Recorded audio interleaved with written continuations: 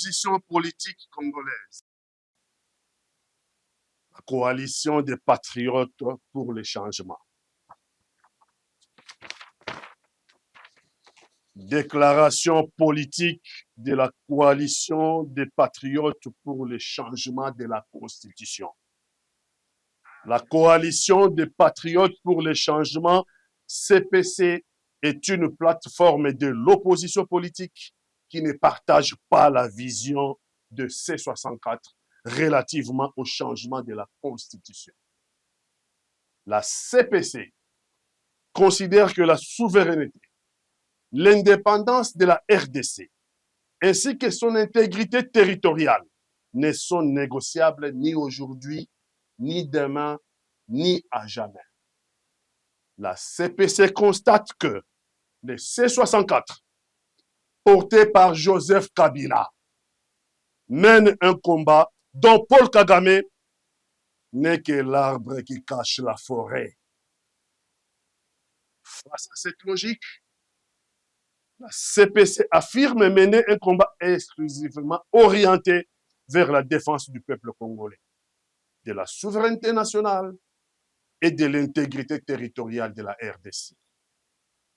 La CPC constate en outre que la Constitution du 18 février 2006 a engendré une architecture institutionnelle lourde, budgétivore et peu adaptée aux réalités socio-économiques de notre pays. Sous couvert de démocratisation, elle a multiplié les institutions politiques et administratives au point de créer une classe politique s'abreuvant exclusivement au crochet de l'État, tandis que la majorité de la population demeure confrontée à la pauvreté absolue, au chômage, à la précarité des infrastructures, ainsi qu'à la dégradation continue des services de l'État. Aujourd'hui, l'essentiel des ressources nationales est consacré au fonctionnement des institutions publiques plutôt qu'à la satisfaction des besoins fondamentaux de la population. Cette situation est incomparable, est incompatible avec les aspirations légitimes du peuple congolais à la justice et au développement.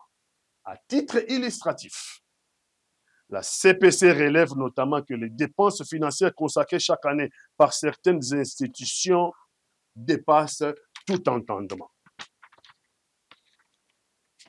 Le Sénat, environ 400 millions de dollars américains par année. L'Assemblée nationale, environ 500 millions de dollars américains par année. La primature, environ 300 millions de dollars américains par année. Les vice-primatures, environ 400 millions de dollars américains par année. Pendant 7 ans, de nombreuses écoles tombent en ruine.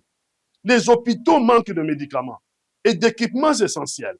Les routes demeurent impraticables dans plusieurs provinces. Et des millions de Congolais vivent dans des conditions indignes des immenses richesses dont regorge notre pays. La CPC attire également l'attention de l'opinion nationale sur l'article 214, alinéa 2 de la Constitution qui dispose: nulle cession, nul échange, nulle adjonction du territoire n'est valable sans l'accord du peuple congolais consulté par voie de référendum. Au regard du contexte sécuritaire actuel et des menaces qui pèsent sur l'intégrité territoriale de la RDC, la CPC s'interroge sur la portée réelle de cette disposition constitutionnelle et pose la question aux défenseurs du statut quo constitutionnel qu'est le C64. Quel est leur entendement de cette disposition? Et quelle garantie offre-t-il au peuple congolais quant à la préservation effective de l'intégrité territoriale de la RDC?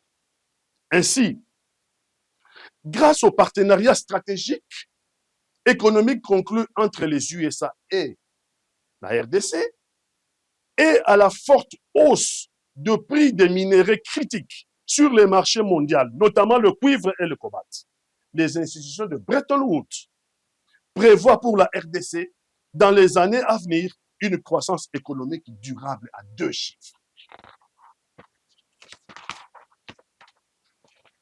D'ailleurs, selon les données du Fonds monétaire international, elle projette pour cette année 2026, le produit intérieur brut appelé PIB nominal de la RDC à 123 milliards 400 millions de dollars américains.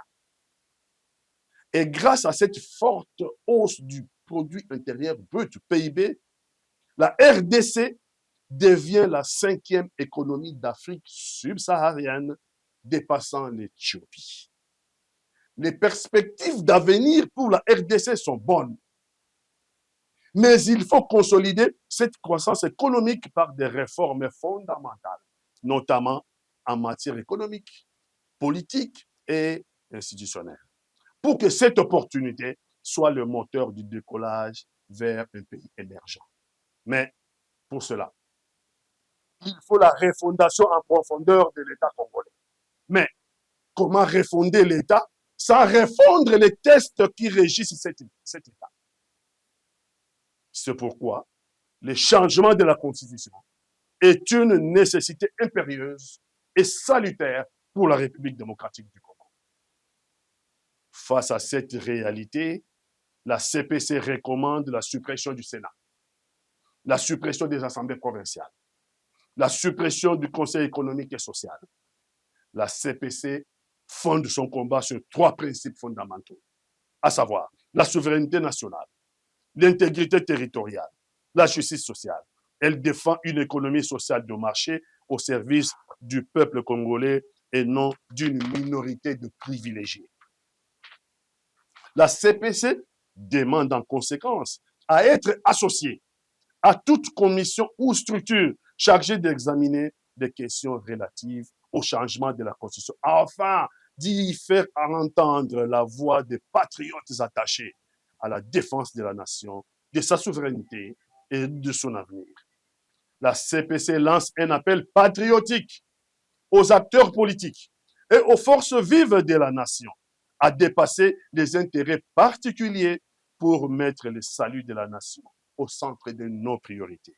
Rejoignez la coalition pour les patriotes, la coalition des patriotes pour les changements. Apportez vos idées, votre force et votre détermination. Prenez contact avec nous pour le bien-être de la RDC.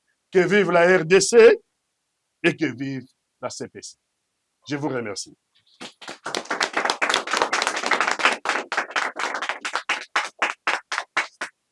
Merci. Ça a été.